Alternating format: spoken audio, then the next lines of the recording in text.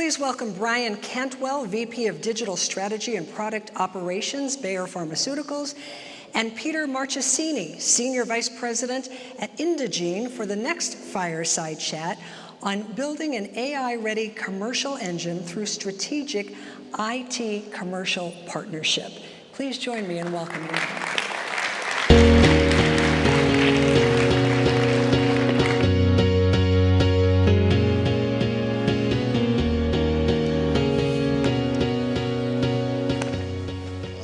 Like each other a little better than the last group, so we're going to get...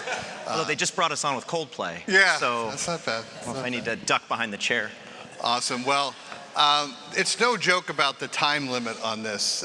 She's ex-Special Forces, so she will take us out if we go over on this. So we're looking forward to it. But welcome, Brian, to our panel today. And while we don't have a fireside chat, I think the warmth of this audience will certainly help us get there. But we will try and leave some time for questions at the end. But I have a few that we're going to start. But you know, this partnership between IT and commercial, I think we had a good warm-up with the previous session here. It's important, and your organization has certainly been in the press about being kind of ready for AI, and not because it was something that you did or any one individual, but the organization made some shifts. So we are going to have a few slides. So I think, you know, there's been some recent rankings about your readiness as an organization. Maybe speak to what led to Bayer being ranked so high in these rankings, and your insights as to this wasn't an accident. This was purposeful. Yeah, absolutely. So thanks, Pete, for having me. Thanks to the Indigene team. This is my 6th of these summits and my first in person, probably like many of you. And wow, it is super refreshing to finally be able to interact with some people in person that I've only ever interacted with virtually. And also, I'm already running into colleagues past and present who I haven't been in the same room with in a really long time. So awesome to be here. I was meant to be joined here by my IT colleague, and we were going to have this conversation about this dynamic partnership. Unfortunately, my IT colleague couldn't join me, so I get to make up a lot of things, and they don't get to hold me accountable. Awesome. But I'm actually going to look at probably a significant portion of this room are IT leaders. I don't know if we have raise your hand if you're an IT leader. All right, so you are all going to hold me accountable to not making things up as the commercial guy. So you mentioned our AI readiness. So this company, CB Insights, recently did a ranking, a benchmarking of AI readiness, and Bayer ranked relatively highly in that. And this isn't really about the ranking. Honestly, we get no additional growth, we get no additional patient starts, we get no additional prescriptions from ranking number 3 in an AI readiness index, right? So that is not the goal. But what I think is really cool about what this demonstrated is the focus on execution. So if you look at the results and kind of where we rank, you'll see that Bayer performs pretty well from an execution perspective. And that's because we've been doing AI for a long time. And you're going to hear that's going to be a common theme, is this kind of Nike mantra of just do it, right? You have to have the ambition, and you just have to start doing it rather than spending all of your time preparing, right? So that execution component, it goes back to when I joined Bayer 5+ years ago. We were already well down what we now call the classical AI path, right? Significant investments made in our data foundation and data infrastructure, which was leading to the ability to then apply machine learning models on top of that and do what at the time was very sophisticated AI work, before suddenly now AI has been completely transformed. Really not suddenly, actually. 3 years ago when ChatGPT launched is really when AI kind of was rebranded. And now when we talk about AI, we think about generative AI and we think about agentic AI, right? So it's moving so fast in that direction, but we lose sight of the fact that AI is not that new, right? We've been doing it for some time. So I think a big component of that readiness was getting the foundation in place, right? The data foundation, because as we hear frequently, if you have poor data or messy data, you're just going to get poor insights and messy insights. So data foundation was really a key component there. I think that having a really strong technology foundation, not just for AI, but also across all of our commercial capabilities, having a very strong field technology foundation, having a very strong content technology foundation, right? We can't apply AI to our content if our content is repeated from scratch over and over again, completely one-off, with no metadata, with no taxonomy around it. So we've really put in the work over the last 5 years to establish that data readiness, that content readiness, and that overall technical readiness. I think the other key thing, and I'll give my IT colleagues some significant kudos here, is that they were really ahead of the game on this in jumping in and forming some of the direct technical partnerships to allow us to start to get hands-on and start to execute with generative AI very early. So going direct, not buying software products from middlemen, but going straight to the hyperscalers and the major technology platforms and establishing our own internal GPT, which connects into all the different large language models. But at this time, we have about 100,000 people at Bayer. 50,000 people are using our internal GPT, which is pretty cool when you think about just the scale of users of AI tools, right? In a time where, many of us are just starting to kind of be personal users of ChatGPT or Perplexity or all these different tools, and we have half of our company hands-on using the internal GPT solution. So kudos to IT for being ahead of the game on that. But again, it's not just about the technology, it's about getting hands-on, starting to use the technology for business outcome. That's awesome, and it's amazing to have so much talk about positive about IT in an organization. Usually folks are complaining about this, but they've been a real business partner for you all. But this was all enabled by a real strategic shift by your organization to this DSO model, which has received some press, and the transformation of the US-based Bayer organization. So maybe speak to how leadership in the organization has been distributed throughout the organization to make key decisions to drive, as we heard, results, things that are, it's not just a ribbon you're getting, but it's driving business results that are going to be actionable for the organization. So maybe talk about how the organization has set you and your colleagues up for success. Absolutely. So let me see if I can, oh, there we go. Oh, yep, I think you're I good. went one too far. There we go. All right. So there's been a bunch of headlines. Many of you may have read some of our headlines about, right, big restructuring, some layoffs, a whole new operating model being implemented. And I'm here to say that operating model is at the core of why we're able to move fast and start to get value out of our investments in AI. So I think our CEO at the time, our new CEO, when he came in and he kind of laid out this path, this major operating model transformation, I think there was a healthy amount of skepticism in the organization. Would this just be another euphemism for major restructuring, layoffs, et cetera? Would this actually feel different? And now, 2 years into this model, it absolutely feels different. We took very siloed hierarchical structures. We took 3-year roadmaps to implement capabilities, and we've turned all of that on its head, right? So, I mean, how many people here have worked in an environment where you had major workshops, working sessions, et cetera, and you laid out all the PowerPoint slides with all of the 3-year roadmap, with all the quarterly milestones and everything you were gonna do over, the next 3 years to implement a capability? I've definitely been there, and I consulted on projects like that for 10 years, and it was very lucrative work with some of the people in the room here. I see you, Dimitri. I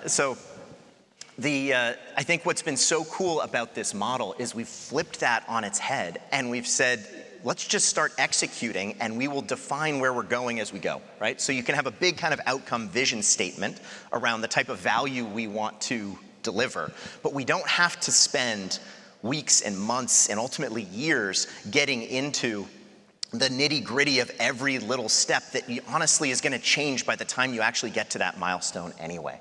So I think that this operating model of having these small, decentralized, self-organized teams where you've got the right cross-functional expertise in the group and you're oriented towards kind of a common outcome, but you're not beholden to a very rigid roadmap, has really unleashed the power of the team to collaborate. And IT is right in the middle of that, right? So the old model at Bear, and I think many other companies in the industry, was to define a bunch of stuff with the business, throw it over the fence to IT comes back, asks a bunch of questions, then IT goes off behind a curtain and develops something, then you come back and you get into a big testing phase, right? That whole process we've kind of completely disrupted, and we now have these small, nimble, self-organized teams that create together and tackle the use cases together and then deliver the value together. And I think it's been really a remarkable journey to unlocking our progress with AI, but it's also unlocked our progress as an overall organization. Right? This is our second year in a row of double-digit growth in the US, where we are performing as well as we've performed certainly since I've been with the company. And a lot of that comes down, I think, to the individual ownership and accountability that each of these teams has taken on. Well, we have 4 minutes and 20 seconds left in our talk, but I want to get to this last section of, what advice would you give this crew? And I think you and your team will be here most of the day, so if anybody has questions at the breaks, we encourage you to. I know we won't be able to get to all the questions right now, but what are 3 or 4 things that you could say you would advise this crew who are looking to make change in their organizations? Sure. So if I hop to kind of the last one here. So I think we talked about the tech readiness, right? So if you're not already thinking ahead and putting some of the foundational tech in place across data, across content, across those key direct partnerships, then I think you're already behind, but you're never too late to get started. So I think that's really a key component. I think the second piece is our operating model has really unlocked a lot of our speed and our progress here. So I would say, think about the way that you're conducting these initiatives, right? That AI is not going to deliver value in 3-year roadmaps. It's going to deliver value in weeks and months and really no longer than a quarter. So orient your teams that way and start to move fast. And then that ties into the last piece, which is the ambition. Yeah. You just have to have the will to do it, get hands-on, identify the pockets of talent in the organization that are excited about this. And I think that's something that our operating model does really well. If people raise their hand and they say, I want to work on this, there's no big HR process. There's no, let's bring that up to the leadership team and get buy-in. It's just go and do it. Go get hands-on, right? And so we've got a couple folks in the organization some of whom are here today, who are just super excited about this stuff.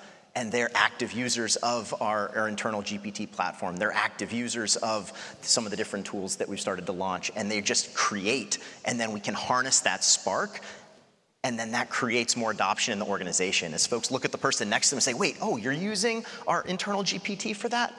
Oh, maybe I could do that. How are you doing that, right? And so that just creates this cycle, this network effect where suddenly you get more than half of the company using these tools and using them to create real value. Well, and it gets you past that. We're going to do another pilot. They have permission now to raise their hand and try something and either be successful or fail. So I think it's a real attitude shift in the organization. So we may have time for at least one question, a one-sentence question maybe for this. So I don't know if anybody has any questions for Brian. We were that clear. Okay. There we go.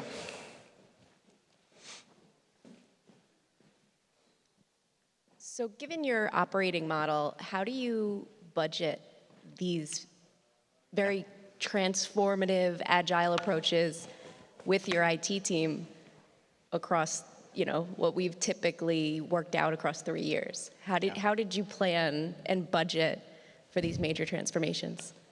Yeah, it's a great question, and a provocative, overly simplistic answer is we don't. Right? I could spend probably a good 20 minutes talking about what that actually means, but we have moved away from a rigid budgeting cycle. And instead, we've said these empowered teams go and do and take action. Now, we are trusting our people and holding them accountable to making good decisions and making decisions within the context of the broader organization. We want an organizational mindset, not a very siloed function or brand mindset. So even if you are a marketer on a particular brand, it's expected that you're thinking about, oh, this investment decision I'm making, does it have an impact on my colleagues? Is this using a resource that could better be used by this other brand over here or on this capability initiative? And so we're really trusting our people to make those decisions. And then if it's a big enough decision that you know, hey, we need more opinions on this, we need people that represent different parts of the organization to help us understand if this is a good investment, then we have those conversations. So again, the simplistic answer is we don't. The longer answer is, we have the necessary conversations to make the necessary decisions, and then we just let people go and do and execute and make investments that are, let's say, safe to try. And then when it requires more conversation than that, then more conversations are had. Okay, I don't see any other hands up, but maybe in the last minute we have here, I know you shared with me you guys had a hackathon and your field sales teams got involved with that. Maybe a quick word on how that exceeded your expectations and what you got out of that. Thanks. This was awesome. I think it goes to that ambition piece and really harnessing the power of your people and not letting, and I think my IT colleagues would 100% agree with this, that it wasn't just about IT setting the vision for how we were going to use these AI tools and this AI foundation, right? We needed to go talk to our sales teams. We needed to talk to our marketers. We needed to get the people that are going to be the end users of these tools and capabilities. And we needed to have them in the room saying, these are problems for me today, right? And so we got about 50 colleagues from across the US organization into a room, partnered them with vibe coders who are, some of these folks are people in our IT organization. Some are just people that have been excited to adopt AI and use some of these tools. So we got all these folks in a room and we tackled the real problems. And I think it was about 12 or so prototypes that got created from scratch in a matter of 6 hours related to everything from pre-call planning to automating certain reports, to identifying high-value customers, to getting insights out of our market access contracts, you name it across the organization. It was kind of all these different use cases that came up very democratically, and then we were able to just work on them, in a room for 6 hours with a couple breaks and a little bit of food, and ultimately got some really powerful prototypes out of it that are now shaping where we're making some larger investments. Perfect. Well, we're out of time. Thank you, Brian, for sharing your insights. Thank you to the audience, and we'll look forward to speaking to you more of this today. Thank you. Thanks, Pete.